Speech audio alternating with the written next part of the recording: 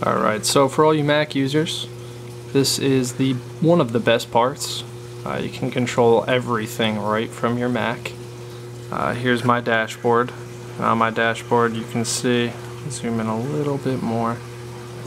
The right side of the screen is kind of useless anyway, so let's see here.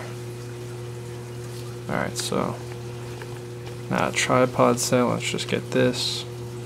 There we go. Okay, so you can see here I have this, how I have it set up. I have my temperature, my pH, my ORP, and my amps, as well as my MP40s.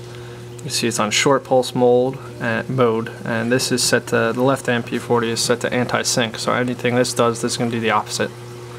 Mag 9, 18, you can see how everything's set to auto, except for my LEDs, which are on, because I was just showing you those. Water change should be off. It's bad that it was on. It's alright because I have safety feature with that anyway. But you can see my switches. Now this is what I wanted to show you here. So I'll show you how I have my MP40 set up, which is awesome. The coolest part about this is you can set it for every every minute of every day. It can change if you really wanted to. I didn't want it to, but I did program quite a bit in here. And I'll show you. There you go. So you can see fallback is tidal mode and it's set to on. But here you go. If it's from 7 to 9, it's on short pulse. From 9 to 10, it's on lagoon. Now from 10 to 11, it's on lagoon. That's different because this is set to anti-sync for the left. Now this is set to sync for the left. So you can see it goes throughout the whole thing. And if I press feed mode, then it shuts these off for 5 minutes. It's absolutely incredible what you can do with these things. It's awesome. You can do pretty much anything you want. Gives you graphs. Show you the graphs quickly. Internet's running extremely slow today, but there's the graph of my pH and my ORP. Sorry, pH and temperature. So it looks huge swings, but it's actually 1.5 degree swing or 2 degree swing from up here to down here. pH is from 8.075 to 8.175, so it's a 0.1 swing from day to night, which is incredible. That's amazing. Now, if we go back to the dashboard here, I do want to show you my switches. So we'll come here and I'll show you how I have this whole thing set up here. So zoom out now here.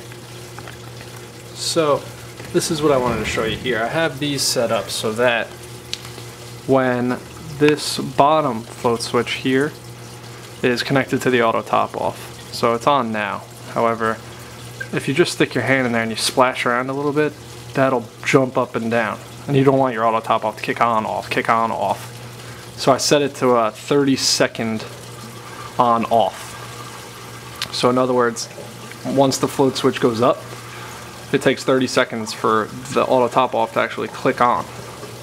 Once it clicks on and this fills up and this goes down, or it starts to float, it'll shut off, but it waits 30 seconds so that it doesn't go on and off when it's jumping up and down. Now, when I shut everything off, or if we have a power failure, what will happen is the sump will completely fill with water because it'll take the water from the tank and this will come to about here. Now that float switch gets triggered, and everybody knows that if there's too much water, if your skimmer is sitting in too much water, it overflows. Well, watch what I did. Skimmer shuts off automatically. Now, cool part about this. If I let it go, skimmer does not come on automatically. Now, the reason for that is when this fills up with water to here, when your power comes back on, it doesn't automatically drop back down to here. So it'll be slowly dropping down as the water is being pumped back in. And by the time it gets down to here, I timed it. It's about 45-50 seconds. Now I set my skimmer so it doesn't come back on for a minute, just to give you another extra 10 seconds of security. But you know that it won't come back on then and overflow. It won't come back on early and overflow. So a little safety feature that I put in there. You'll see that the skimmer will come back on in 1 minute. And it's just another little safety feature you put in there just in case. I think it's well worth it. I do have 2 other float switches that are in that corner. I'm not using yet. I will turn them on. There it goes. The skimmer's back on. Now if you timed it, it should have been exactly 1 minute. But overall the Apex is awesome because you can set it to do things like that.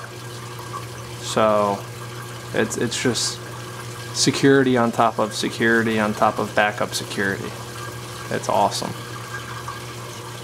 So that's what I think about the Apex. I absolutely love it. I honestly don't have any complaints about it.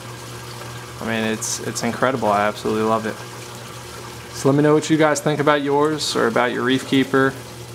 And if you have the Reef Keeper, sorry.